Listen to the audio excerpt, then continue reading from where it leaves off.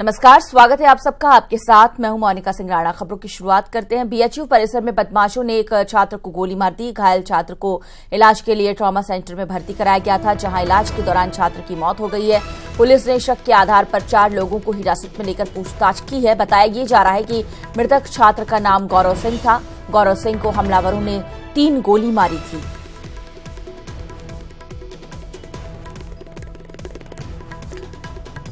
इलाज के दौरान छात्र की मौत हो गई और हालात उसके बाद और भी ज्यादा यहां पर विकट हो गए हैं, क्योंकि हमेशा की तरह बीएचयू में माहौल जो है वो एक बार फिर से इसी तरह का बना हुआ है, तनावपूर्ण। बदमाशों ने एक छात्र को निशाना बनाया, 3 गोली उसे मारी जाती है। काफी गंभीर हालत उसकी थी। उसे इलाज के लिए अस्पताल में भर्ती कराया गया, लेकिन इस छात्र को नहीं बचाया जा सका है। छात्र है और बहुत ही शालीन छात्र है। पता नहीं कैसे ये हो गया, ये तो कुछ समझ में हम लोगों को नहीं आ रहा है। लेकिन कहीं ना कहीं इसमें प्रशासनिक अक्षमता है। प्रशासन का रवैया छात्रों के प्रति ठीक नहीं है, जिसके कारण इस तरह की घटनाएं काशी हिंदू विश्वविद्यालय में बराबर हो रही हैं। जैसे हर जो रोज शाम को हम लोग अपने छात्रावास के बाहर खड़े होते थे, उस नियमित आज भी हम लोग अपने छात्रावास के बाहर खड़े हुए थे और आपस में 7-8 लोग मित्र लोग बातचीत कर रहे थे। इसी पे 2 बाइक पे लोग आए और हम लोग के ऊपर अंधाधुंध फायरिंग करने लगे, जिसमें हमारे मित्र गौरव को 4 गोलियां लगी हैं। हमको भी उसमें मारने की कोशिश की, लेकिन हम गिरते हुए हम लोग वहां से अपनी जान बचाए किसी तरह भागे। और वो ये चिल्लाते हुए कहते गए क्या बे कि और चीफ कलेक्टर का विरोध नहीं करोगे। और हम लोग 18 दिनों तक चीफ कलेक्टर का विरोध किया गया, धरना दिया गया, बाकायदा उनको हटाया नहीं जा रहा है। बीएचयू का छात्र था गौरव सिंह, उसको गोली मार दी गई थी और उसको तत्काल पुलिस ने हॉस्पिटल में भर्ती कराया, जहाँ पे उसने दम तोड़ दिए। क्या कार्रवाई क्या हुई है, किसी गिरफ्तार किया गया? पुलिस ने इसमें त्वरित कार्रवाई करते हुए 4 लोगों को गिरफ्तार किया। अपडेट के लिए बात करते हैं अपने सहयोगी उपेंद्र से। फोन लाइन पर हमारे साथ जुड़ गए हैं। उपेंद्र, जिस तरह के हालात बीएचयू में बने हुए हैं, पुलिस छावनी में पूरा तब्दील कर दिया गया है, ये बताइए कि फिलहाल इस पूरे मामले को लेकर पुलिस ने क्या बताया? इसके पीछे की वजह क्या थी, किनका हाथ था, कुछ साफ हो पाया अब तक? देखिए, बिल्कुल उनका इस पूरे मामले में जो शुरुआती जांच से पता चला है वो छात्रों के बीच में वर्चस्व की लड़ाई सामने आ रही है। हालांकि पुलिस और भी एंगल पर जांच कर रही है और इसमें जो 3 छात्रों को पुलिस ने उठाया भी है और उनसे पूछताछ भी कर रही है। ये तीनों छात्र ट्रॉमा सेंटर पहुंचे थे, लेकिन जो मृतक गौरव है उसके साथियों ने इनको पीटना शुरू कर दिया और इन पर हत्या का आरोप लगाया। इसके बाद पुलिस ने बवाल शांत करा, इनको पकड़ कर ले गई। फिलहाल पूछताछ की जा रही है। लेकिन अब जैसे में सवाल ये उठता है कि बिरला चौराहे में बीएचयू में लगातार हो रहे बवाल के बीच अब तो रक्त रंजित भी हो गया उसका कैंपस और वहां पर इस तरीके से गोली मार दी गई, तो जाहिर तौर पर जो महामना की बगिया थी वो एक बार फिर संकट में। और इस पूरे मामले को लेकर पूरे बीएचयू में जो है पुलिस कई थानों की फोर्स के साथ पीएसी तैनात कर दी गई है। चूंकि जो मृतक गौरव है उनके जो छात्र हैं वो लगातार इसको लेकर जो है आपत्ति जता रहे थे। और आज विश्वविद्यालय में शोक भी रहेगा, शोक में आज विश्वविद्यालय बंद भी रहेगा और इस बंद के बीच में जो उसके दोस्त है वो कहीं कानून व्यवस्था ना बिगड़ जाए, इसको लेकर फोर्स तैनात की गई। अब देखना ये होगा जो 3 छात्र उठाए हैं उनसे पुलिस को क्या इनपुट मिलता है और उसके बाद पुलिस किस तरीके से अपनी जांच को आगे बढ़ाती है। मोनिका। उपेंद्र, बीएचयू में पहली बार ऐसा नहीं हुआ कि हालात विकट हो गए हों। इस बार एक छात्र की मौत हो गई है, ज्यादा विकट परिस्थितियां बन गई, लेकिन बार बार यही पूछा जाता है कि आखिर परिसर में व्यवस्थाएं कैसी हैं कि जो गुटबाजी होती है, कोई भी हथियार लेके घुस जाता है, किस तरह की यहाँ पे सुरक्षा के इंतजाम देखने को मिलते हैं? बिल्कुल मनोज जी, आपने उनको सही सवाल उठाया। ये एक ऐसा विश्वविद्यालय है जिसकी सुरक्षा का बजट ही कई 100 करोड़ के ऊपर है। तो ऐसे में जिस विश्वविद्यालय में कई 100 करोड़ रुपए सुरक्षा में खर्च हो जाए और वहां इस तरीके से कुछ लोग रिवॉल्वर लेके, तमंचा लेके पहुंचे और एक छात्र को बिरला चौराहे पे मारते हैं। बिरला चौराहे का मामला वो है कि ये चीफ डॉक्टर ऑफिस के बिल्कुल पास में है और जो मुख्य भवन है उससे बिल्कुल नजदीक है। तो ऐसे में सवाल खड़ा होता है और लगातार ऐसे ही बवाल होते रहे और इस बार फिर हो गया है।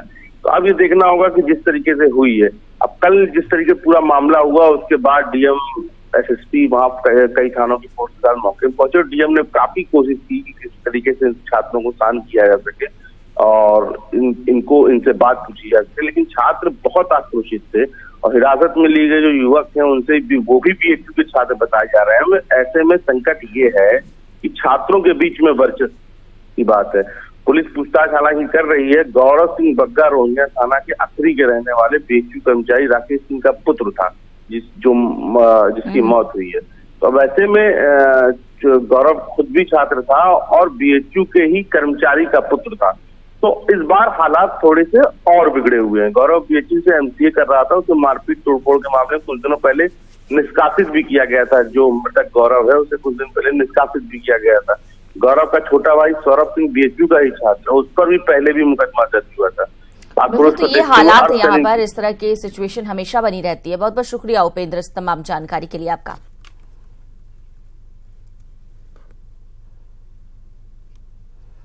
बागपत से खबर है, पुलिस और बदमाशों के बीच यहां मुठभेड़ हुई। मुठभेड़ में एक बदमाश को गोली लगी है। जेल तोड़कर 2 दिन पहले ये फरार हुए आरोपी थे। कई मुकदमों में पुलिस को बदमाश की तलाश भी थी। बड़ौत कोतवाली पुलिस ने वाजिदपुर के जंगल से इसे पकड़ा और पुलिस और बदमाशों के बीच इस मुठभेड़ में बदमाश घायल हुआ है। आपको बता दें कि जेल तोड़कर 2 दिन पहले फरार हुआ था आरोपी। कई मुकदमों में पुलिस को इसकी तलाश थी और इसे पकड़ लिया गया है। वाजिदपुर के जंगल से पकड़ा गया। सनाब शब्बीर पिटलोकर थाना सरधना का रहने वाला है और ये बदमाश अभी 30/31 को इसके बाद सस फैक्ट्री पकड़ी थी और थाने की हवालात की शरिया तोड़कर भाग गया था।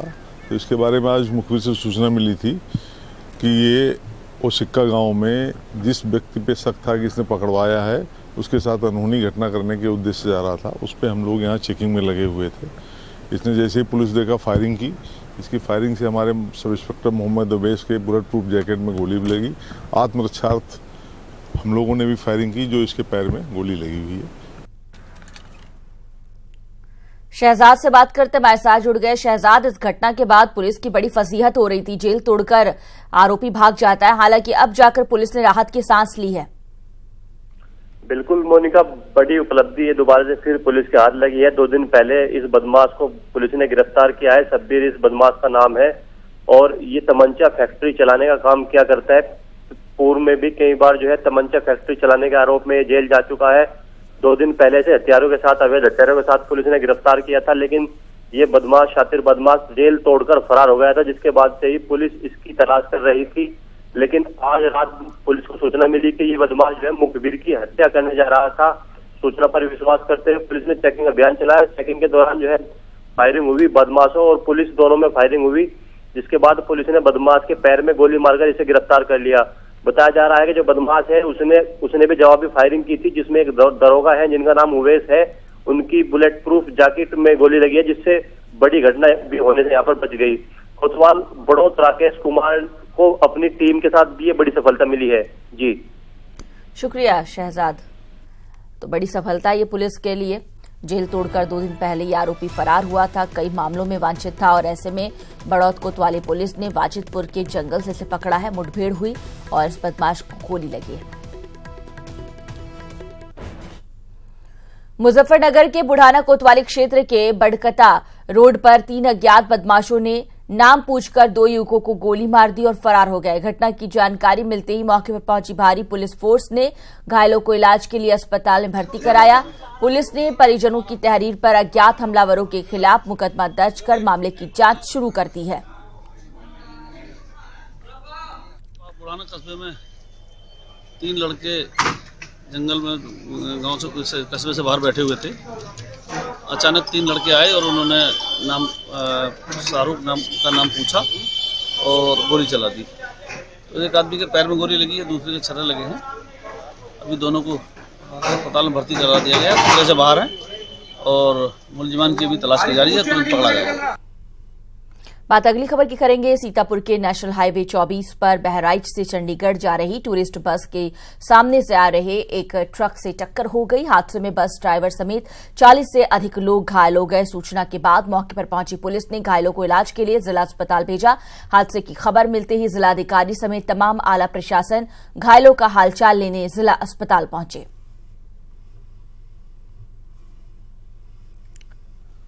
बस कहां से चली, उनका परमिट था या नहीं था, उनका चलना वैध था अवैध था, ये अलग से जांच का विषय है।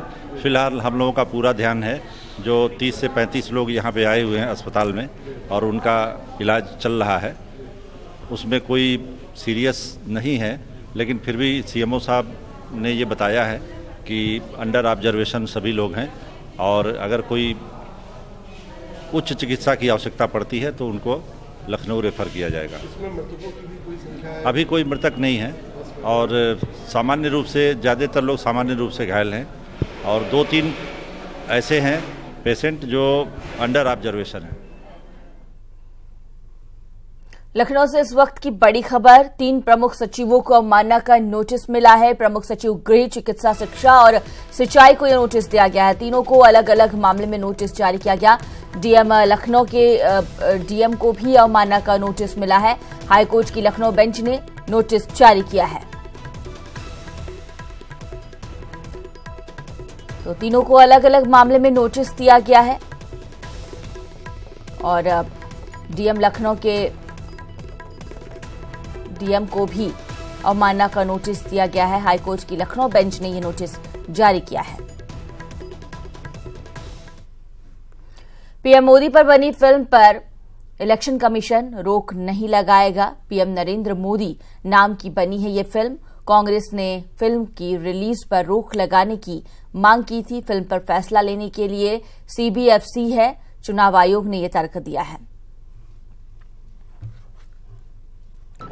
पीएम मोदी पर बनी फिल्म पर अब इलेक्शन कमीशन रोक नहीं लगाएगा। पीएम नरेंद्र मोदी नाम की बनी है ये फिल्म।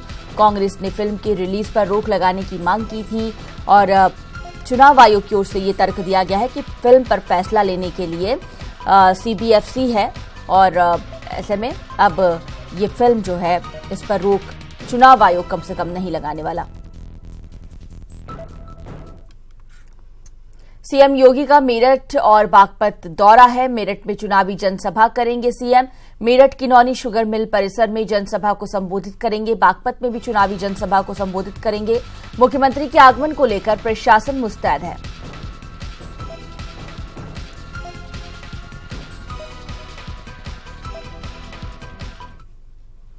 मार्च 2020 तक 22 लाख लोगों को सरकारी नौकरी कांग्रेस देगी। कांग्रेस के इस वादे को लिखकर रख लीजिए, क्योंकि आज राहुल गांधी ने पार्टी की घोषणा पत्र राहुल गांधी ने कल ये जारी किया है और उसमें वादों की फहरिस्त बहुत लंबी है।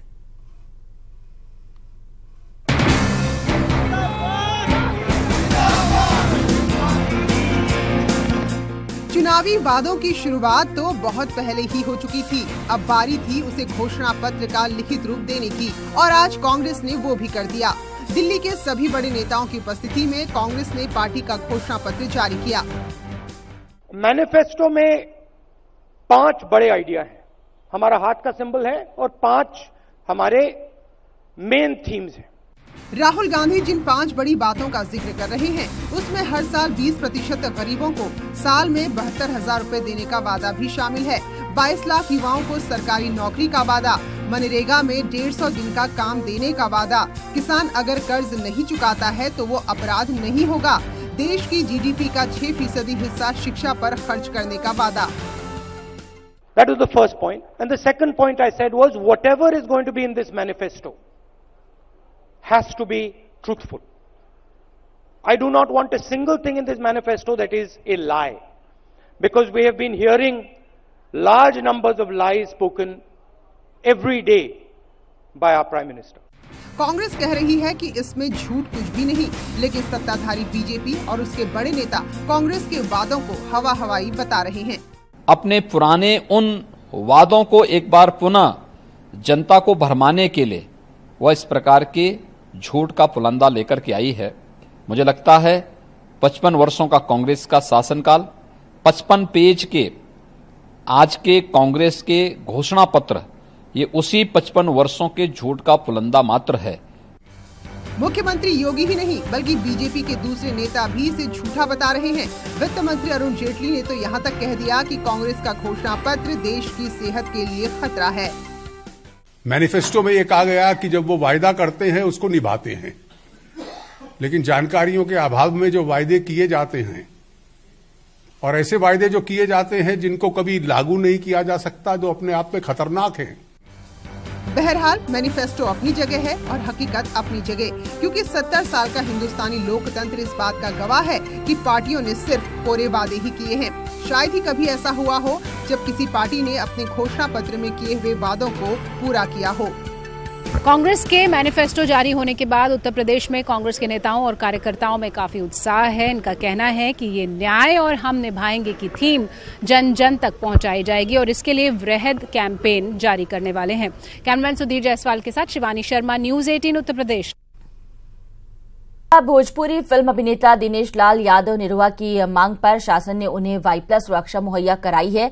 निरहुआ ने आजमगढ़ जिला प्रशासन के माध्यम से प्रमुख सचिव गृह और डीजीपी से सुरक्षा की मांग की थी, जिसे शासन ने स्वीकार कर लिया है। इसके बाद आजमगढ़ में निरहुआ को प्रत्याशी बनाए जाने की चर्चा एक बार फिर से तेज हो गई है। ये भोजपुरी फिल्मों के सुपरस्टार हैं दिनेश लाल यादव निरहुआ जी।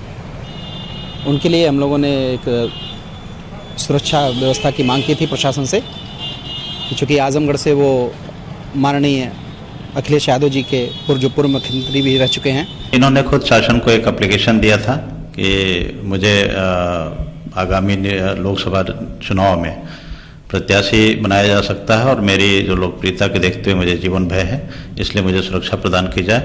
तो शासन ने इनको अंतरिम रूप से अभी वाई+ विथ स्क्वाड की सुरक्षा प्रदान की है।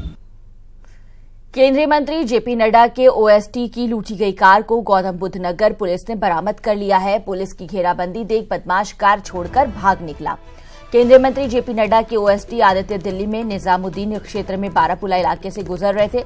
उसी दौरान बदमाशों ने उनकी कार लूट ली। कार में जीपीएस सिस्टम लगा था। एसएसपी का कहना है कि पुलिस बदमाशों की तलाश में जुटी है।